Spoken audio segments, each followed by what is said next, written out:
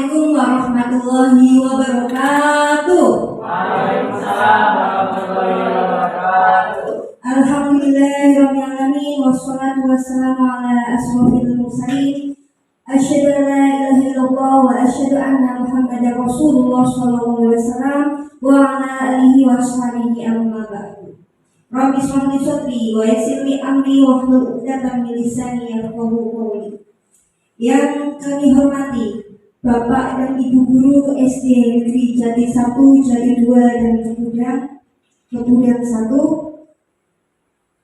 Pertama-tama marilah kita panjatkan puji syukur kehadirat Allah Subhanahu wa Ta'ala yang telah memberikan rahmat, hidayah serta inayahnya sehingga kita bisa berkumpul dalam acara hari ini, yaitu diseminasi berbagi pemahaman dan penerapan budaya positif pada hari ini, hari Senin 23 Oktober 2023. Untuk mempersingkat waktu, saya sebagai pembawa acara akan membacakan susunan acara kegiatan pada siang hari ini. Adapun susunan acaranya adalah sebagai berikut. Yang pertama, pembukaan. Yang kedua, menyanyikan lagu nasional Indonesia Raya.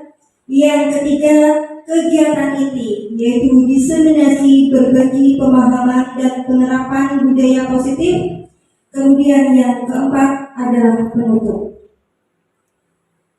Acara yang pertama yaitu pembukaan. Marilah kita buka acara pada siang hari ini dengan bacaan basmalah bersama. Monggo. Bismillahirrahmanirrahim. Semoga ke depan acara berjalan dengan lancar tanpa halangan suatu apa. Allahumma amin.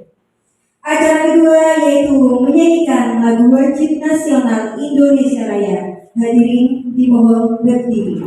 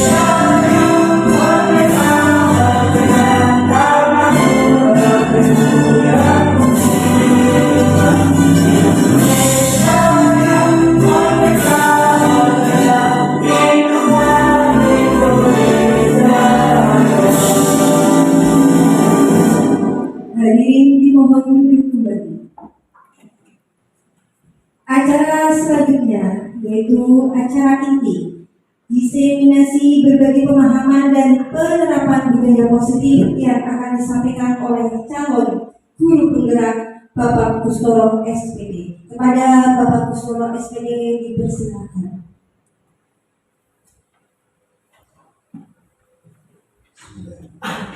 Terima kasih. Assalamualaikum warahmatullahi wabarakatuh. Waalaikumsalam warahmatullahi wabarakatuh. Yang terhormat Kepala Sekolah SD 1, yang saya hormati Kepala Sekolah SD Kepudang SD Negeri Jati 1 dan Jati 2, yang saya hormati Bapak Ibu Guru dari SD Negeri Jati 1 dan Jati 2. Puja dan puji syukur kepada Allah yang Maha Kuasa yang senantiasa memberikan pada kesempatan pada siang hari ini kita masih diberi kesempatan, kenikmatan dan sehat terutama. Bapak Ibu yang saya hormati, saya di sini adalah guru penggerak angkatan 9. Nama saya Gustoro, SD Negeri Kebudang 1. Saya di sini akan memaparkan aksi nyata modul 1.4 diseminasi berbagi pemahaman dan penerapan budaya positif. Next. Ini saya pribadi Gustoro, calon guru penggerak dan fasilitator Ibu Yeni Lestari.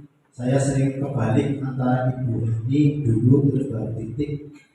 Yang benar adalah Ibu Yeni Lestari. Dia SPD MPD. Terus Ibu Umi Fatimah, pengajar praktik. Tujuan dari kegiatan ini yaitu mensosialisasikan penerapan konsep inti modul budaya positif. Terus yang kedua, terwujudnya budaya positif di SD Negeri Kebudang 1. Kesepakatan diseminasi. Bapak Ibu mungkin ada langsung kalau begitu masuk kelas langsung membuat peraturan ini, peraturan itu. Terus di sini ada kesepakatan diseminasi Bapak Ibu. Yang pertama yaitu semua peserta memiliki kesempatan berpendapat. Jadi tidak seolah-olah kita sebagai seorang guru datang langsung masuk, enggak. Kita diajarkan di sini yaitu untuk semua peserta memiliki kesempatan berpendapat. Contoh, itu kita punya pendapat sendiri, terus Pak Wakil punya pendapat sendiri. Nanti dijadikan satu, ditemukan titik. Terus yang kedua, berpikiran terbuka. Semua berpikiran terbuka, ya, punya wawasan tersendiri. Mungkin saya sendiri juga belum terbuka wawasannya, karena ada CKP ini, jadi kita akan lebih terbuka. Mungkin Bapak Ibu suatu saat nanti, ya, kalau jadi CKP sudah merasakan menikmati indahnya keterbukaan. Yang ketiga, berpartisipasi penuh. Nah, mungkin, ya, kita sekolah itu maju karena satu, kalau sekolah tidak, terus kita semua ada di situ, ada penjaga sekolah, ada guru, terus ada kepala sekolah. Semuanya berpartisipasi penuh. Sekolah itu tidak akan maju dan tidak akan lancar jika salah satu itu tidak terpenuhi dan tidak berpartisipasi penuh. 4. Saling menghargai. Nah, inilah kendala kita, saling menghargai. Ya, jadi mungkin kita kalau sudah rapat ikhlas, gitu kan, ikhlas, tapi di belakangnya tidak. Yang kelima, mengikuti dengan perasaan gembira. Harus, ya. Di sekolah itu kita harus gembira. Karena apa? Karena kita di situ terlihat dengan keterlibatan kita sesama guru, terus sesama kepada wali murid dan kepada wali murid. Next. Pertanyaan pematik. Menurut Bapak Ibu, hukuman mendisiplinkan peserta didik itu benar atau salah? Salah. Seolah-olah kita punya mindset hukuman mendisiplinkan peserta didik itu salah. Nah, tapi nanti kita akan buka lagi. Next. Pemberian penghargaan dapat meningkatkan motivasi belajar. Benar atau salah?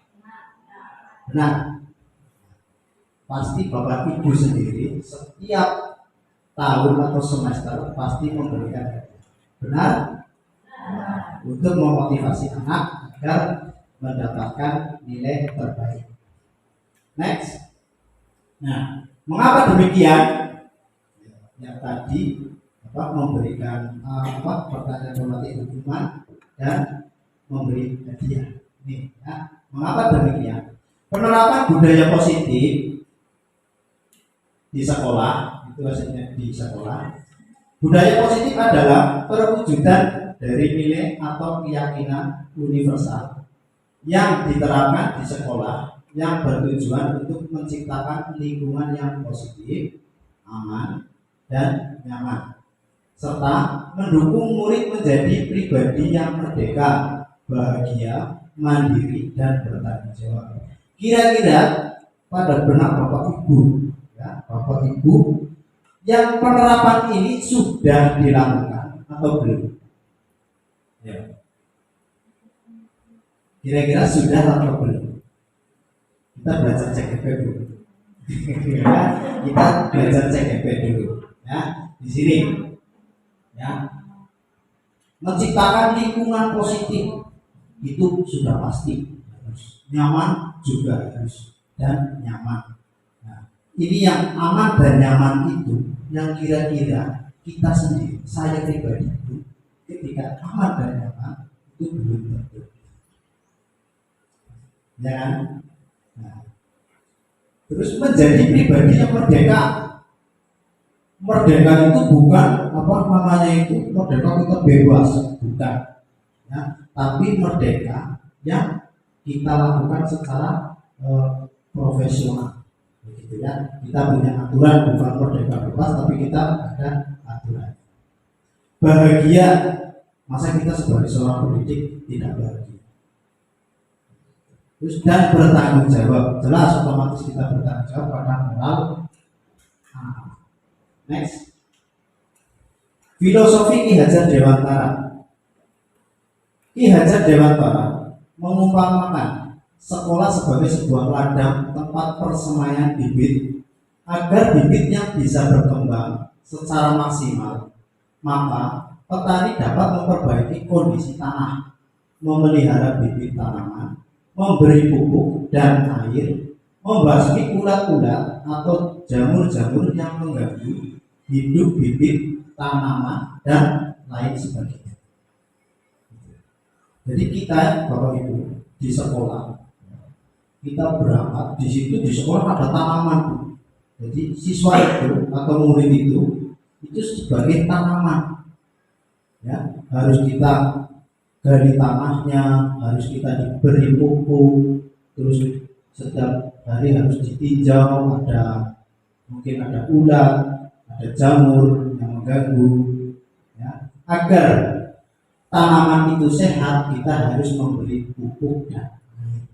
Pupuk dan air itulah yang kita lakukan agar tanaman itu tetap tumbuh dengan subur dan sehat. Next.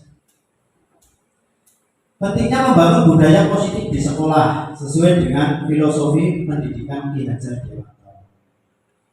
Dengan adanya budaya positif, karakter peserta didik dapat tumbuh dengan baik.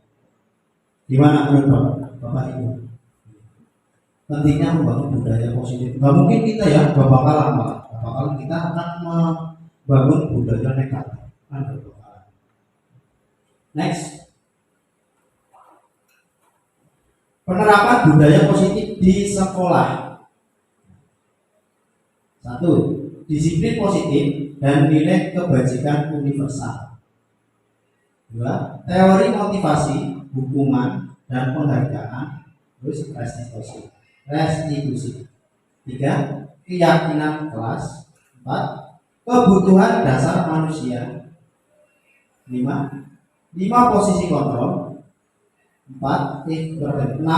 Segitiga restitusi. Dari sekian 6 ini, Bapak Ibu yang sering melaksanakan atau melakukan itu yang mana? Ya. Yang mana? Ya. Pasti yang disiplin positif itu yang sering kita lakukan. Ya. Terus hukuman, terus penghargaan. Apalagi kebutuhan dasar manusia. Kenapa? 5 posisi kontrol, segitiga restitusi, mungkin Bapak Ibu baru mendengar. Saya juga yang cekepek baru mendengar dan mempelajari. Next. Disiplin positif dan nilai kebajikan. Apa itu disiplin, Bapak Ibu? Datang tepat waktu, terus berpakaian rapi, terus apa lagi? Ya kan? Apa itu disiplin positif? Apa itu disiplin? Next. Nah, disiplin positif. Nah, disiplin adalah patuh terhadap aturan. Itu salah. Berasal dari bahasa Latin disiplina, yang artinya belajar. Disiplin, belajar kontrol diri dengan menggali potensi agar tercapai tujuan mulia apa yang dia pelajari. Ini yang benar. Ya, jadi bukan hanya disiplin datang tepat waktu, ya itu memang benar, datang tepat waktu itu termasuk di dalamnya disiplin. Tapi yang benar itu adalah belajar kontrol diri dengan menggali potensi agar tercapai tujuan mulia apa yang dia pelajari. Next. Disiplin positif, suatu pendekatan untuk menerapkan disiplin dari dalam diri anak tanpa hukuman dan hadiah. Seperti tadi, datang terlambat langsung hukum. Saya sendiri sebagai guru olahraga masih kayak gitu. Saya sendiri pribadi masih kayak gitu. Gak pakai kaos, push up dulu. Ya. Terus kalau pengen menang harus bekerja giat, berlatih terus dan memberikan hadiah setelah dia mendapatkan juara satu. Itu saya pribadi. Tapi kita akan menggali lagi lebih dalam. Next. Nilai kebajikan. Nilai-nilai kebajikan adalah sifat-sifat positif manusia yang merupakan tujuan mulia yang ingin dicapai setiap individu. Terus, dengan mengaitkan nilai-nilai kebajikan yang diyakini, maka motivasi intrinsiknya akan terbangun, sehingga menggerakkan motivasi dari dalam untuk dapat mencapai tujuan yang mulia yang diinginkan. Nah, terakhir, nilai-nilai kebajikan yang ingin dicapai oleh setiap anak Indonesia kita kenal dengan profil pelajar Pancasila. Nah, dari sinilah tadi nilai-nilai kebajikan, ya Bapak Ibu. Ini ada 1, 2, 3. Dan dari ketiga itu, ya dari ketiganya ini kita akan memperoleh yaitu pelajar Pancasila. Mungkin Bapak Ibu sudah mempelajari masalah pelajar Pancasila. Ada berapa banyak pelajaran Pancasila di dalamnya itu? 6. Yang satu, beriman bertakwa kepada Tuhan Yang Maha Esa dan berakhlak mulia, itu sudah pasti. Terus mandiri, ya. Terus bernalar kritis, berkebinekaan global, bergotong royong, kreatif. Dari sekian, dari 6 ini, penerapan Bapak Ibu sudah diterapkan di dalam kelas. Ya. Yang mana? Yang sebelah mana dan berapa besar ya? Semuanya. Alhamdulillah. Next. Perubahan paradigma kegiatan kepalan tangan. Ya. Ada A dan B. Anda dan teman Anda. Sobeklah secari kertas kecil. Tuliskan benda atau sesuatu yang sangat berharga untuk Anda. Letakkan di salah satu tangan Anda dan genggam benda atau sesuatu tersebut dengan segala daya. Buatlah sebuah kepalan. Teman Anda atau kita misalkan B akan mencoba dengan sekuat tenaga dengan berbagai cara untuk meminta Anda memberikan benda tersebut. Terus B bisa membujuk, mengancam, menghargai, merayu, terus menyuap apa saja agar dapat membuka kepalan tangan Anda. Terus apa nanti yang akan terjadi? Kita nanti akan ambil contohnya, ya. Terus si A memegang A4, di situ ada sesuatu yang sangat berharga. Terus si B itu dengan segala cara dan trik budayanya, trik didayanya itu untuk mencoba meminta. Kita kasih contoh saja, Bu Rita dan Bu Diana. Mungkin saya minta bantuannya.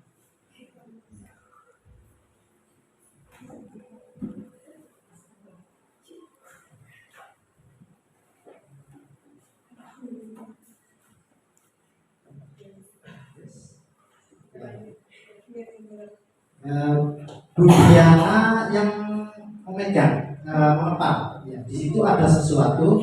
Terus Bu Nita itu yang meminta apa? Membujuk, bisa dibujuk, terus mengancam, terus merayu, menyuap. Yang pertama aja merayu.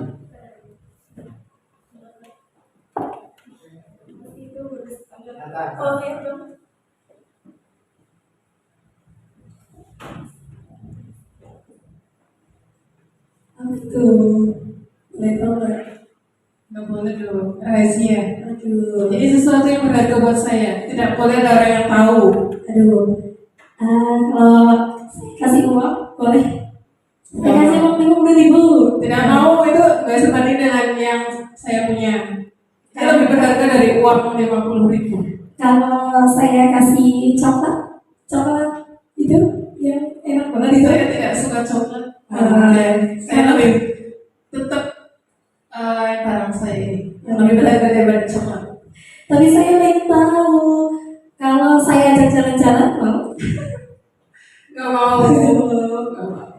Itu merayu. Sekarang dengan menggunakan ancaman. Coba sekarang buka tangan kamu. Kalau tidak dibuka, nanti kamu suruh bersihkan WC. Tidak mau, saya tidak takut. Kalau itu, saya akan bawa kamu jauh di sana. Sampai kamu. Jauh kemana? Saya nggak mau, tetap tidak mau. Ini barang yang berharga buat saya. Tidak ada orang yang harus tahu. Pokoknya ini milik saya. Oke.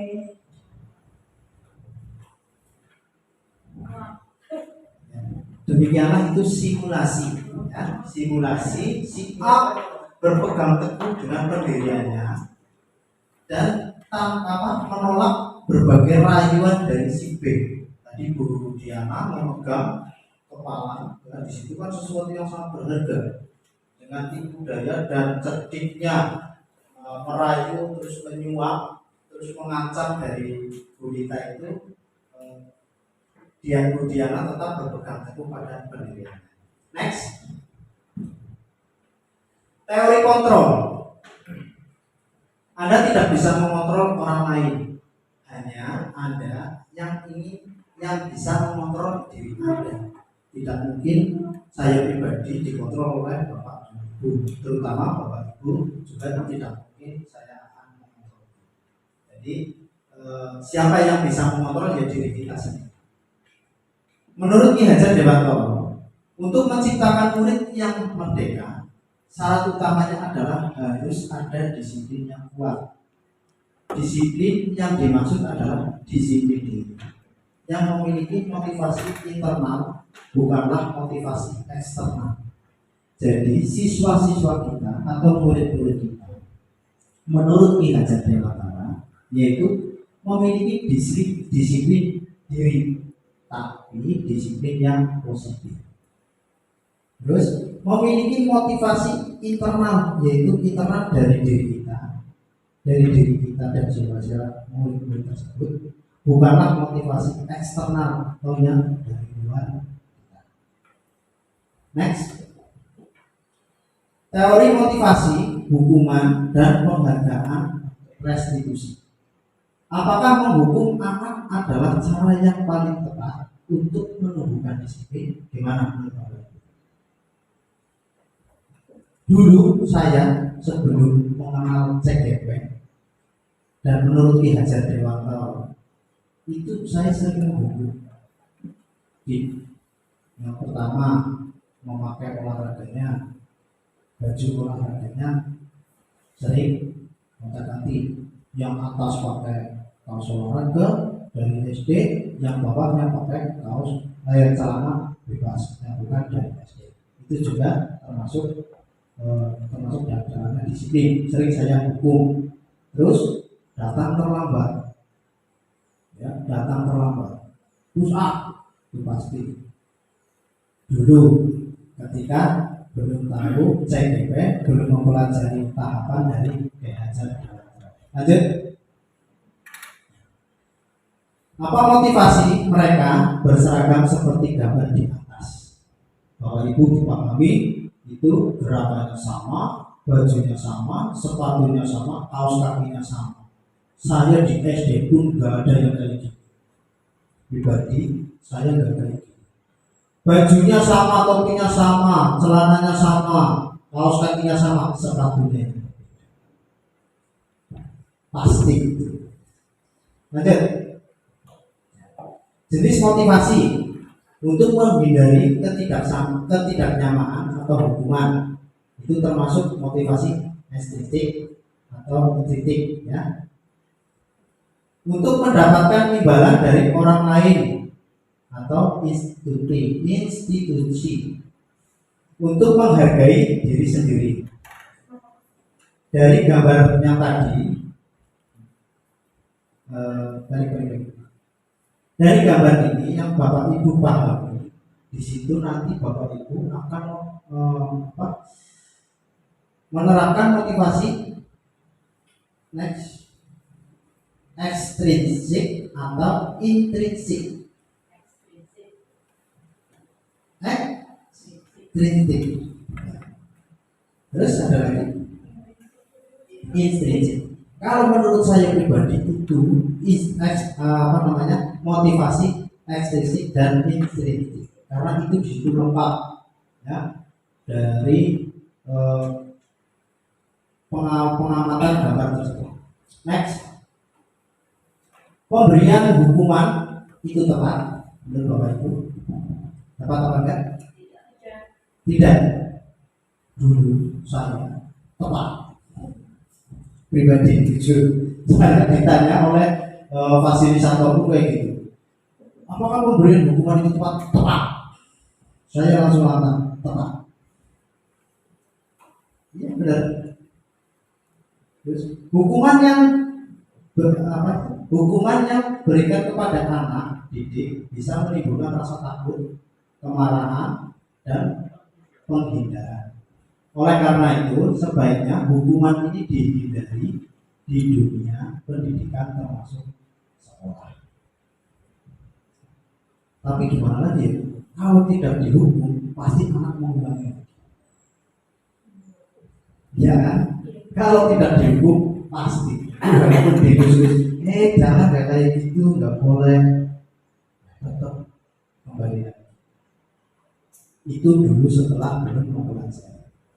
Tapi setelah dipelajari, indah akan menjadi. Next.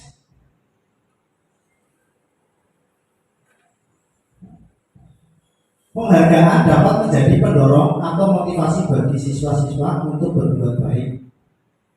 Dampak negatif dari rewel yang utama adalah kemungkinan untuk mengecilnya motivasi intrinsik ketika anak atau siswa telah terbiasa melakukan sesuatu karena penghargaan. Ya, setiap semester pasti diberikan, ya kan, hadiah. Karena untuk memacu anak didik kita atau murid kita agar berlomba-lomba untuk menjadi yang terbaik. Next, restitusi adalah proses menciptakan kondisi bagi murid untuk memperbaiki kesalahan mereka.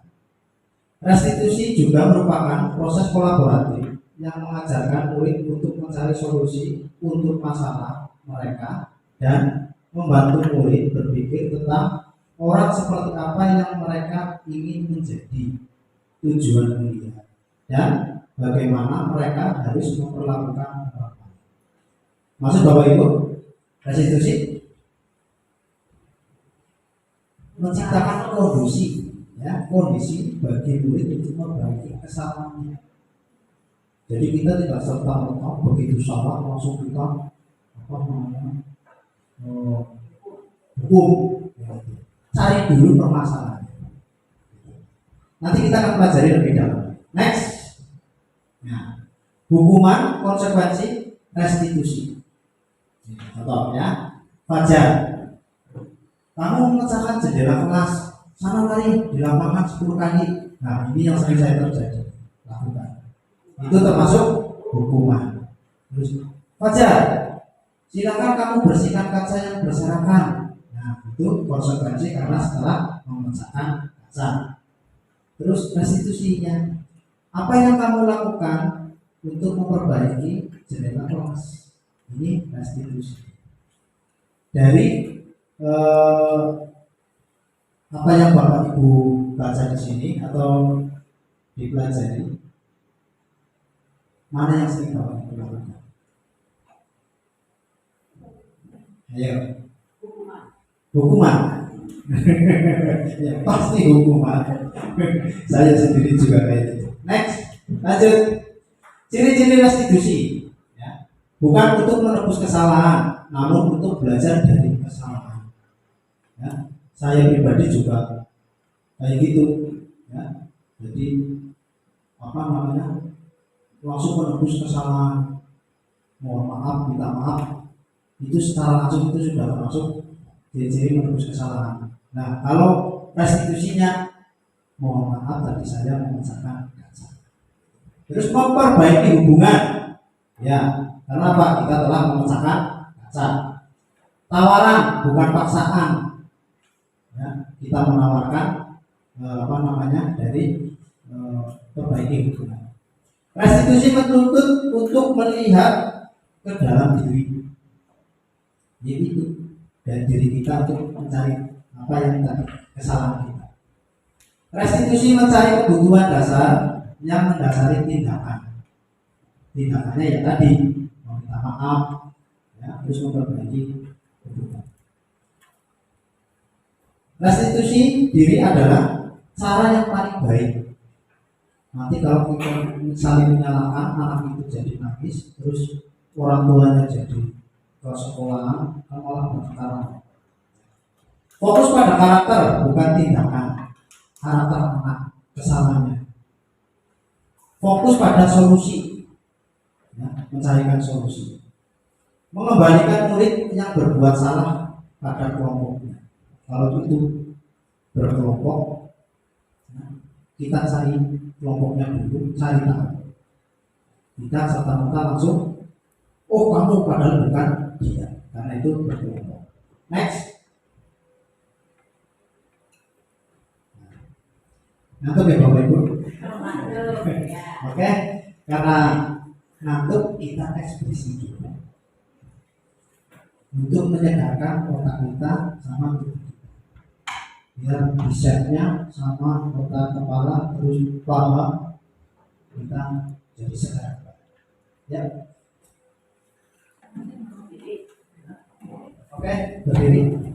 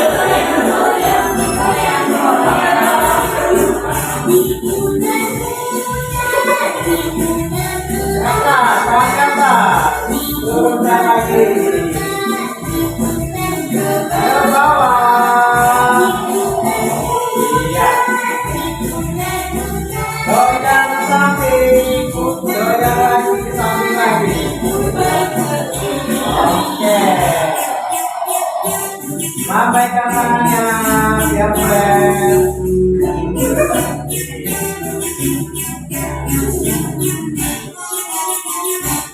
Ya. Ya, itulah sedikit ekspresi.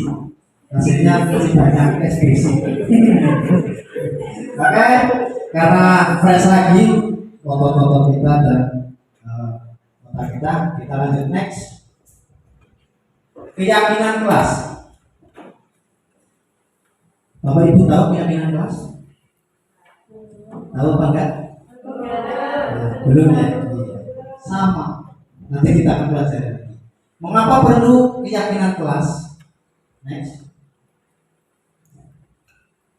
Keyakinan kelas adalah nilai-nilai universal yang disepakati tanpa ada paksaan dan diyakini bersama dan dilaksanakan oleh semua warga kelas.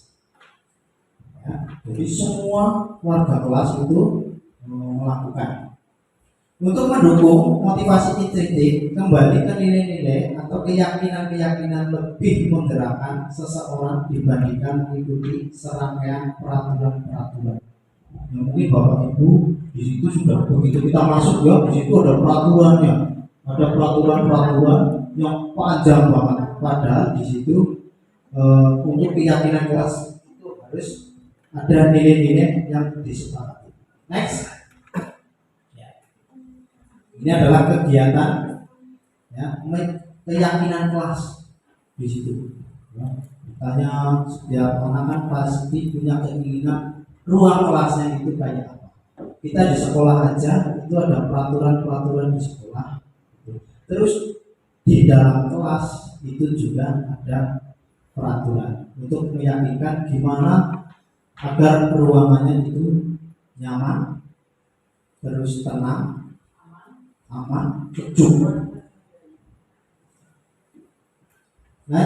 Next. Ya. Di sini gambar yang di sebelah sana itu adalah itu merubah peraturan ke kalimat positif. Terus di sebelah sini mengubah peraturan menjadi keyakinan kelas. Itu ada dua Bapak Ibu. Ya. Terus yang satu itu keinginan anak-anak. Ya. Kalimat positif, dan yang sebelah lagi itu adalah menjadi keyakinan kelas. Nanti dijadikan satu. Next. Nah, setelah keinginan anak dan keyakinan kelas itu nanti dijadikan satu, terus dipajang, ditandatangani keyakinan-keyakinan tersebut untuk menjadi peraturan di kelas. Setelah itu dipajang, biasanya itu ditempel. Ya. Tapi kalimatnya kalimat-kalimat yang positif. Next. Nah, ini adalah testimoni. Devi, murid kelas 6 dari SD udah 1. Saya sangat senang dengan pembentukan keyakinan kelas ini karena membuat suasana pembelajaran di sekolah lebih aman, nyaman, dan menyenangkan. Saya hanya ingin bertanya, apakah Bapak Ibu sudah mempunyai atau peraturan-peraturan keyakinan kelas? Di samping saya memaparkan apa yang saya pelajari, Bapak Ibu juga sudah terbangun di situ. Ya, untuk meyakinkan anak menjadi sekolah lebih aman, nyaman, dan menyenangkan, terutama di ruang kelas. Biarpun ruangannya nggak bagus, tapi kita mempunyai keyakinan kelas pasti semuanya akan aman, nyaman, dan menyenangkan. Itu sudah pasti. Next. Tindak lanjut. Mensosialisasikan keyakinan kelas pada orang tua atau wali murid. Karakter pendidikan harus melibatkan berbagai pihak di keluarga, lingkungan sekolah, dan masyarakat. Bapak Ibu, saya ini mengambil dari guru kelas, ya, untuk mensosialisasikan keyakinan kelas, karena yang terlibat langsung di situ adalah guru kelasnya. Guru olahraga dan guru agama itu menyambung yang memutuskan itu adalah guru kelasnya, terus disetujui oleh siswa dan kepala sekolah. Next,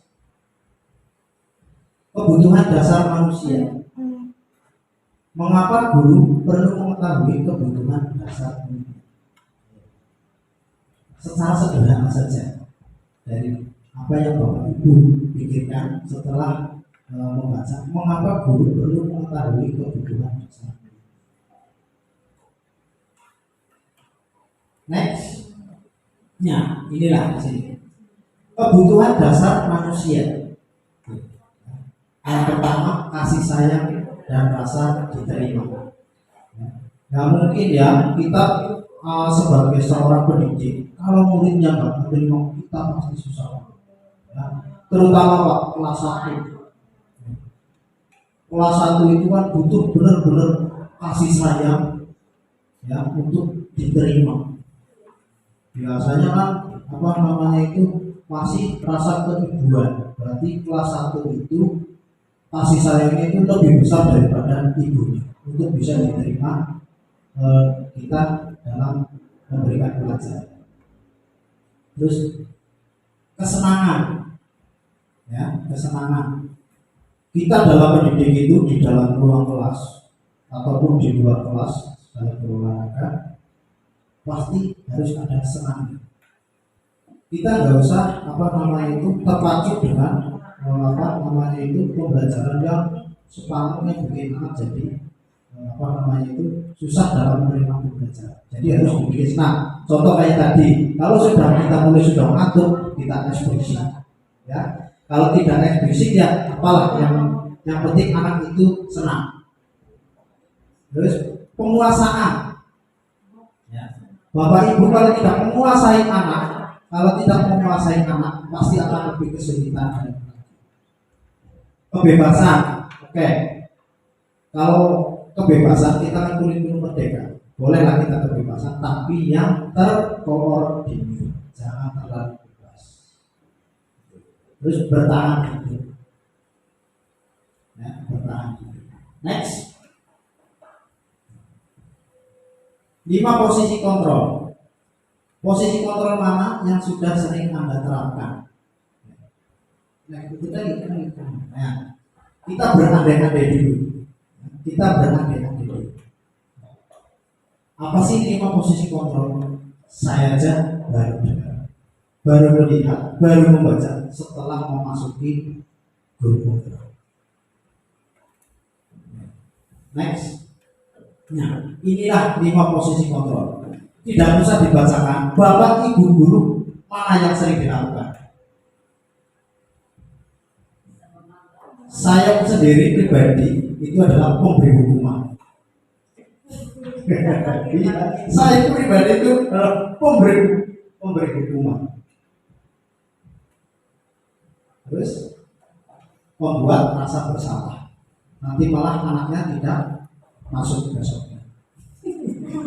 Pasti itu teman, pasti kalau kita sebagai teman otomatis kita akan lebih mudah lagi dalam memberikan pembelajaran.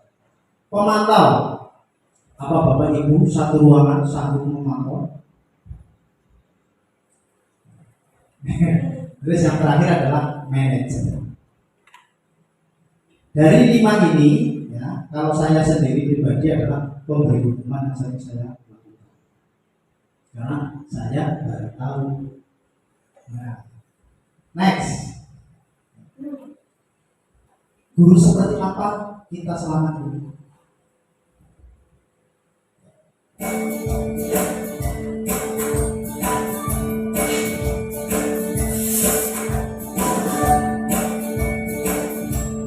Halo, Bapak Ibu Guru calon guru. Video ini akan menampilkan 5 adegan interaksi guru dan murid. Silakan menonton dan merefleksikannya.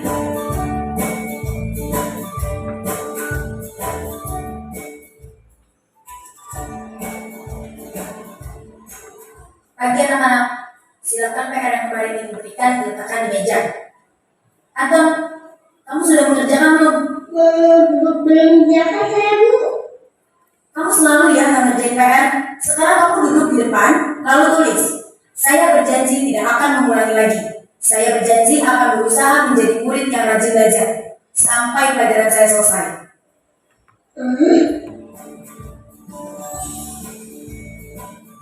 Pagi anak-anak, hari ini ada tugas ya.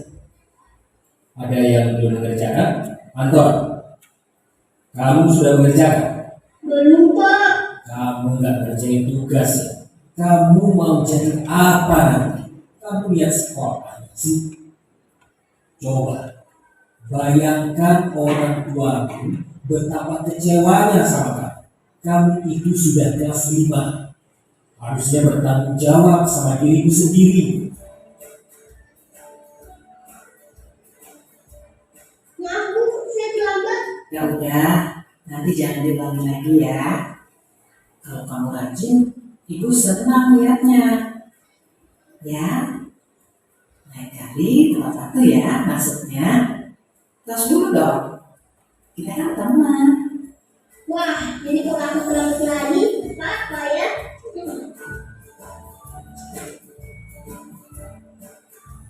Kamu kok nggak pakai baju olahraga?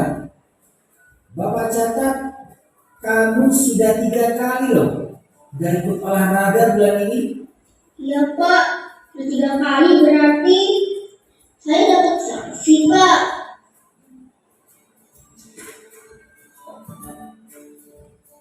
Ini, Bu, saya mengumpulin tugas. Maaf ya, Bu, saya terlambat mengumpulin tugas. Kenapa kamu terlambat mengumpulkan tugas? Iya, Bu, saya kalau sore banyak ibu jaga warung, gak sempat menjadi tugas. Kira-kira nih, apa yang bisa kamu perbaiki supaya kamu bisa mengerjakan tugas tepat waktu? Coba, kapan biasanya kamu membantu ibu jualan? Ya kenal sama di belakang, Bu. Bagaimana kalau kamu membuat jadwal? Kapan kamu akan mengerjakan tugas? Oh gitu ya, Bu. Ya coba deh, Bu. Terima kasih, Bu.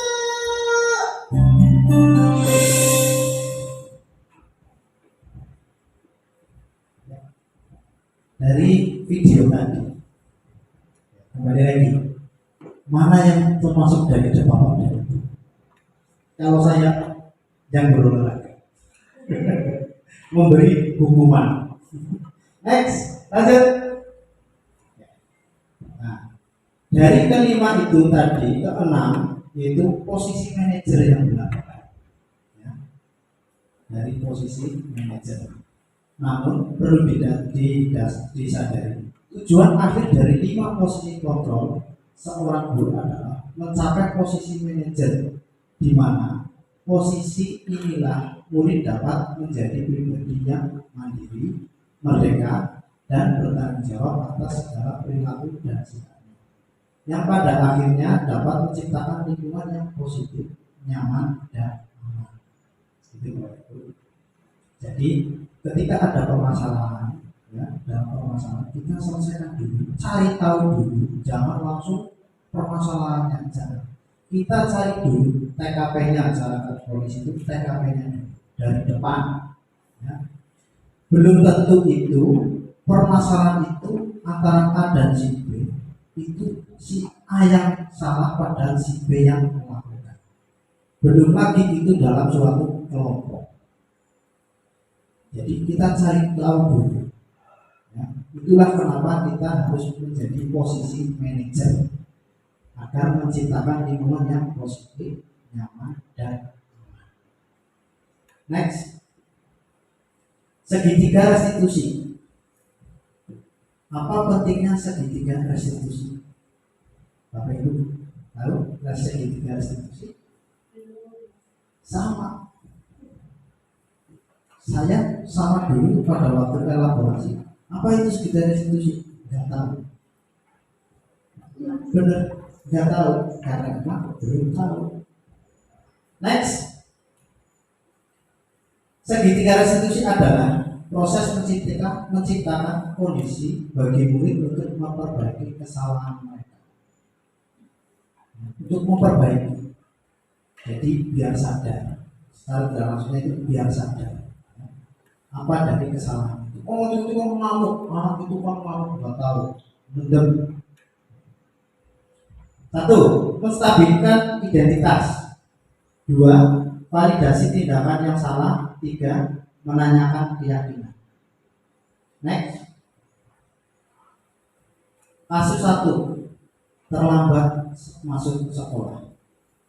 Devi adalah salah satu murid SD Negeri Kemudian 1 hari Jumat jam pertama di kelas 6 pada mata pelajaran matematika.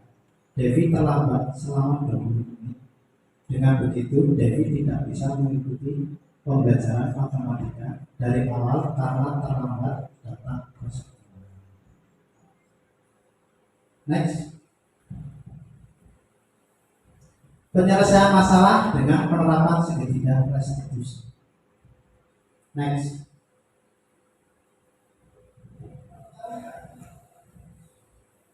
Inilah cara penerapan segitiga restitusi. Ketiga-tiganya langsung jadi satu.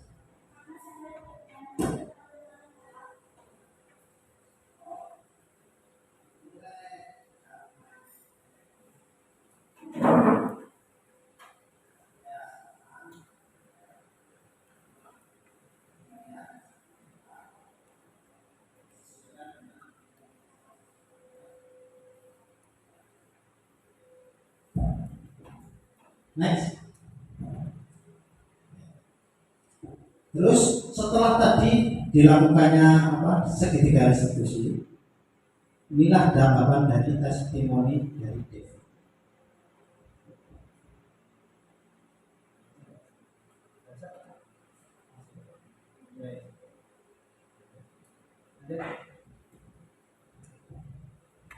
Kesimpulan, mari kita tanamkan budaya positif pada murid kita. Jadi Bapak Ibu, marilah kita sama-sama kita tanamkan budaya positif pada murid kita. Cari tahu dulu jika ada permasalahan, terus pendekatan kepada anak kita. Jangan sampai kita memberi hukuman yang hanya untuk memuaskan guru dan tidak mengajarkan apapun kepada kita. Terutama saya sendiri yang sering memberikan hukuman, saya juga harus introspeksi diri karena dengan adanya pembelajaran ini saya jadi tahu jika ada kesalahan itu tidak langsung diberi hukuman. Contoh tadi terlambat sekolah, terus terlambat masuk sekolah, terus salah pakai baju, gitu kan. Terus sepatunya kadang yang harusnya hitam putih hitam, pakainya merah putih, gitu kan, sepatunya langsung begitu. Next. Oke.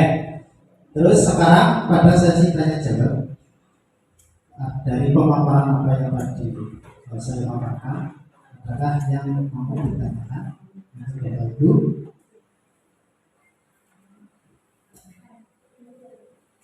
Ya.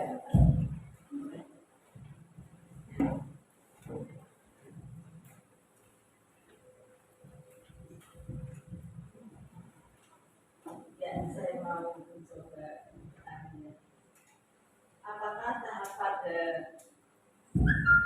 segitiga restitusi harus dilaksanakan secara berurutan, dan apakah ketiga langkah restitusi ini harus dilaksanakan secara utuh dalam penyelesaian kasus serta ini? Ya, itu memang harus secara berurutan. Nanti kalau tidak berurutan, tidak langsung cari tahu dulu masalahnya, malah langsung ke pokok masalah. Ya, jadi cari dulu permasalahannya apa. Terus nanti berlanjut, terus ada titik temu sehingga menjadikan kita tidak memberikan hukuman. Lanjut, ada pertanyaan lagi?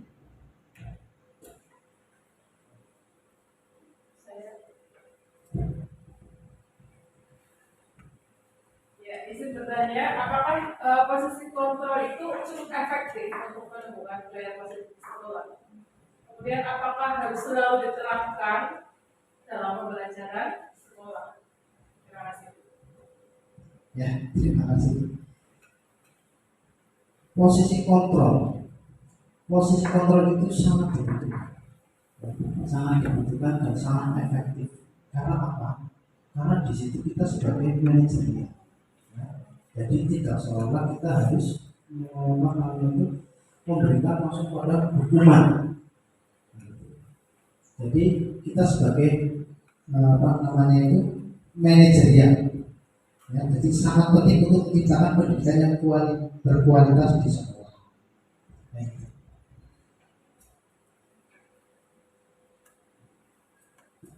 Ada lagi?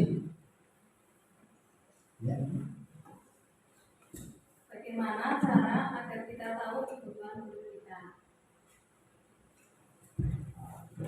Gimana? Oke, terima kasih Bu Bumi. Pertanyaannya sangat menarik. Bagaimana cara kita mengetahui kebutuhan guru kita? Itu melalui asesmen diagnostik dari awal semester, ya, atau observasi, pengamatan, dan wawancara. Ya, tidak ada ya, tidak ada lagi ya. Next, kita refleksi.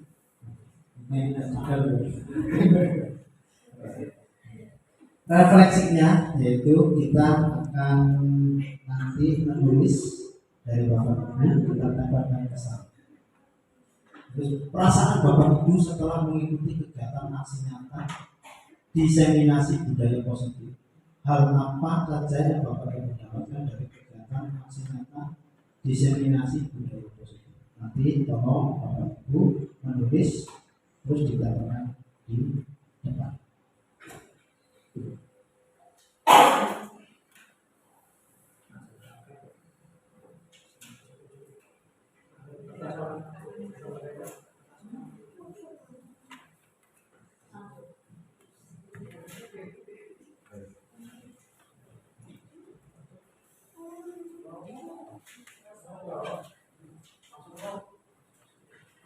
Ini untuk yang pertama. Iya.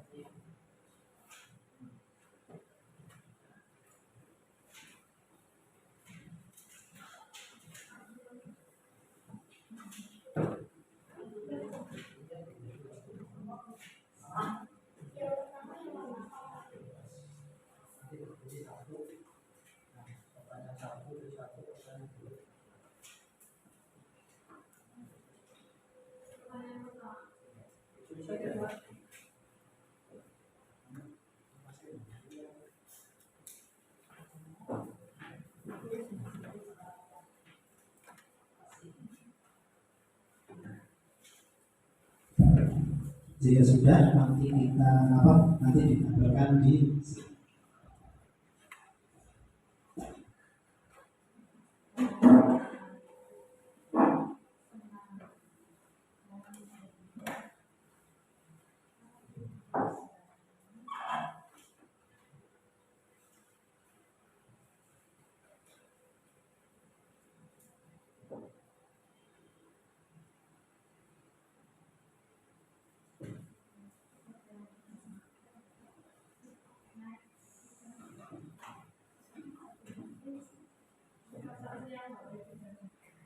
Ini yang pertama. Terus ini yang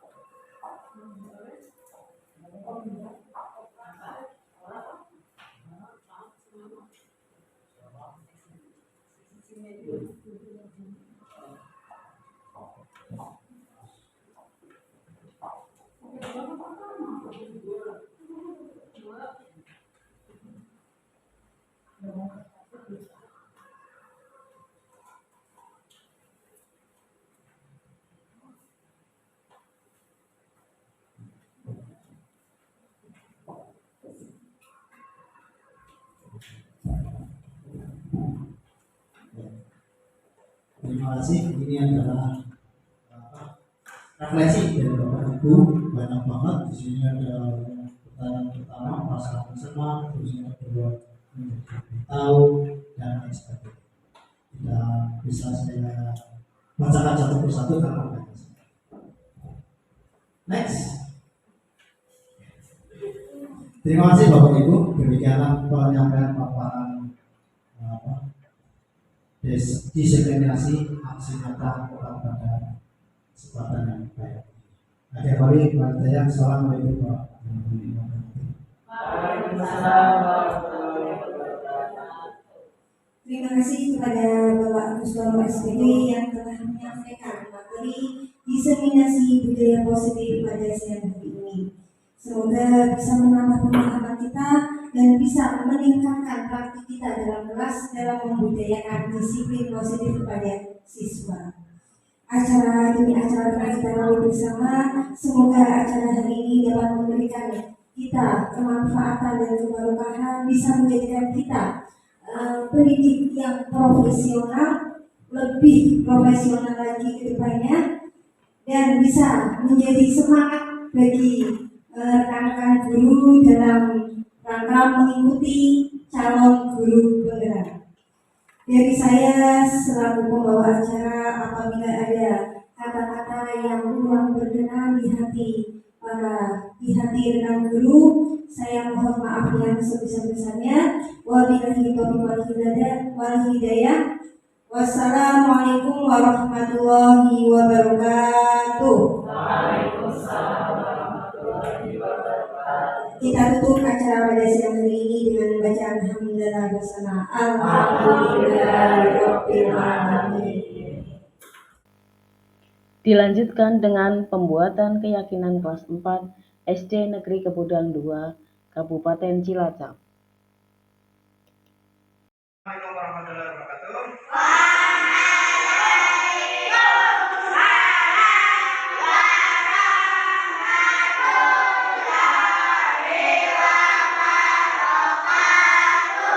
Selamat pagi anak-anak. Gimana kabarmu?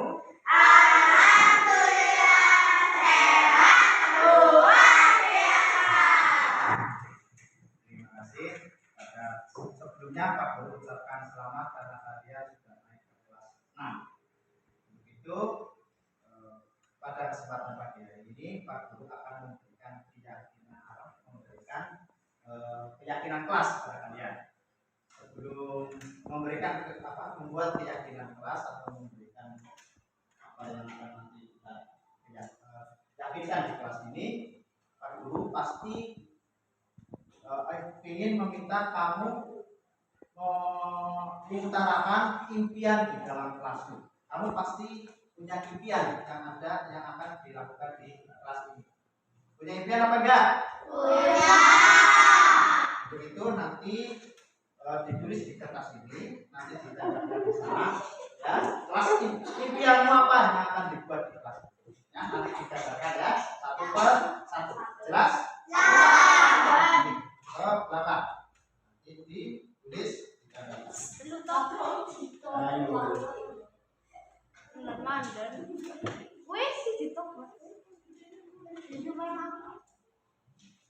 Ditulis, kalau sudah selesai ditempelkan ke papan tulis.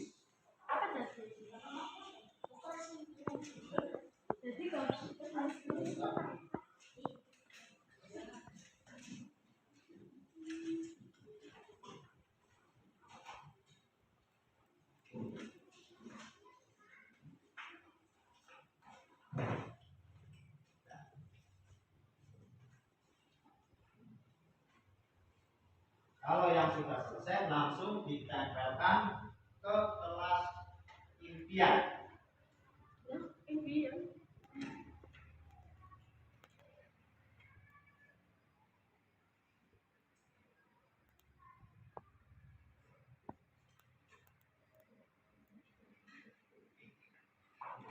Ya, tempelkan langsung. Ditempelkan.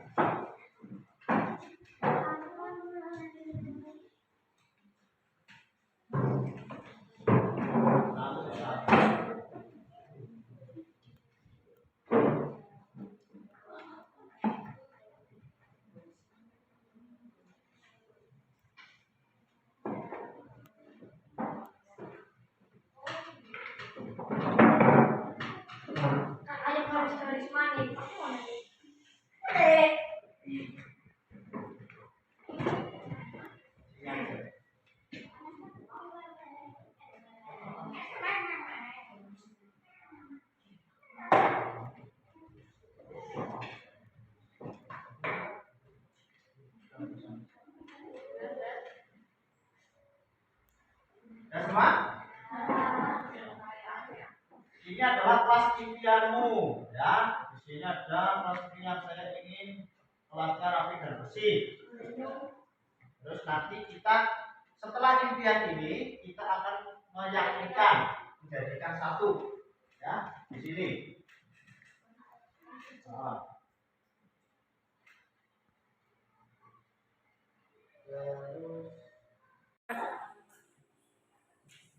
Setelah kamu menuliskan kelas impian, nanti hal-hal apa saja yang akan kamu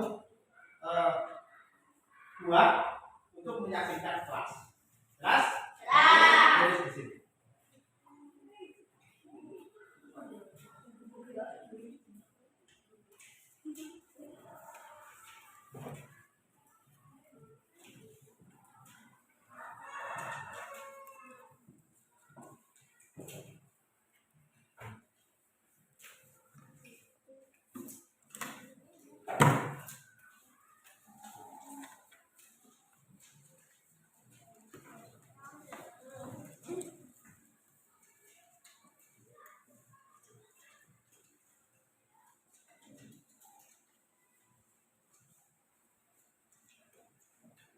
Jika sudah selesai, ditempelkan di sini, keyakinan kelas.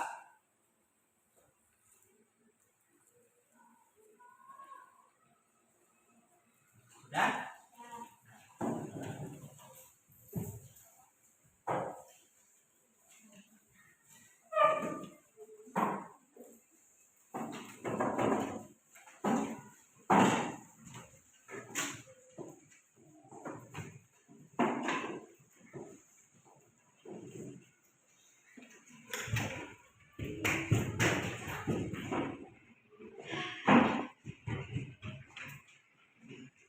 Sudah semua? Pak, karena di sini banyak yang sama, setelah dibaca, Pak Guru minta bantuan. Siapa yang mau? Ayo bantuin Pak Guru. Ini untuk menuliskan, ya, di sini kelas impian, terus keyakinan kelas menjadi persamaan di sini. Siapa? Pak Guru minta bantuannya. Ya, kamu. Sini. Ayo, cepat maju sini. Sama kamu. Iya, sama kamu. Iya, kamu. Terus Pak Guru tolong carikan di sini sama di situ. Apa? Yang pertama. Apa? Disiplin dan bertanggung jawab. Disiplin dan bertanggung jawab.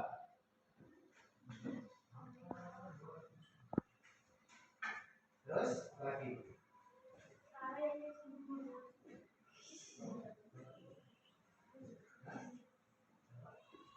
Mana lagi? Ini ingin kelas bersih, ingin kelas bersih. Terus yang ketiga, nah, sama bersikap sopan dan santun. Bersikap sopan dan santun. Terus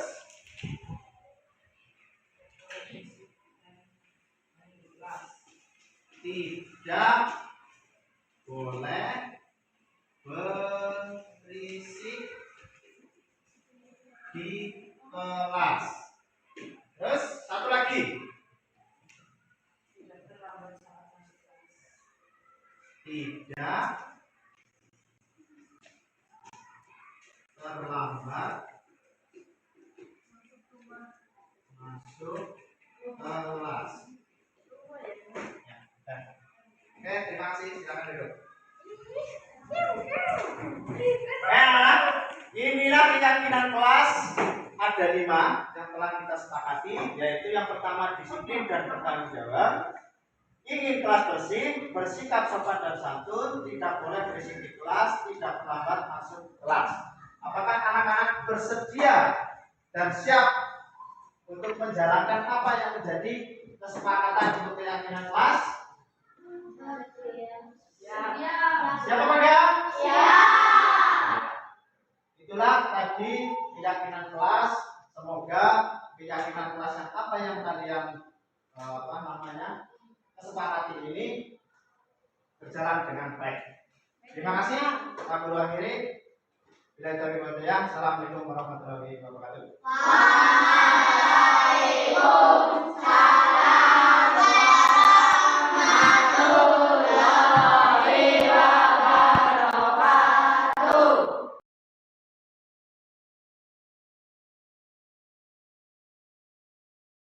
Assalamualaikum warahmatullahi wabarakatuh. Perkenalkan, nama saya Ibu Nihaya Talita Isya, guru kelas 1 SD Negeri Kebudang 1, rekan dari Bapak Gustoro SPD. Setelah saya mencermati dan mengamati selama Bapak Gustoro mengikuti pendidikan calon guru penggerak, banyak hal yang berubah pada murid dan guru. Murid dan guru lebih sadar dengan dirinya sendiri akan kewajiban di kelas maupun di sekolah. Hal ini terwujud karena Bapak Gustoro bersama murid menerapkan nilai-nilai kebajikan yang telah disepakatinya, sehingga disiplin positif tercipta pada akhirnya. Selain itu, budaya positif yang ada di sekolah juga sangat terinspirasi oleh budaya positif yang Bapak Gustoro lakukan. Sekian dari saya, terima kasih. Wassalamualaikum warahmatullahi wabarakatuh. Assalamualaikum warahmatullahi wabarakatuh. Perkenalkan, nama saya Nia Dewi Zanati dari kelas 6 SD Kebudang 01. Perasaan saya sangat senang setelah belajar dengan Pak Gustoro untuk membuat keyakinan kelas ini, karena membuat suasana pembelajaran di sekolah lebih aman, nyaman, dan menyenangkan. Terima kasih. Wassalamualaikum warahmatullahi wabarakatuh.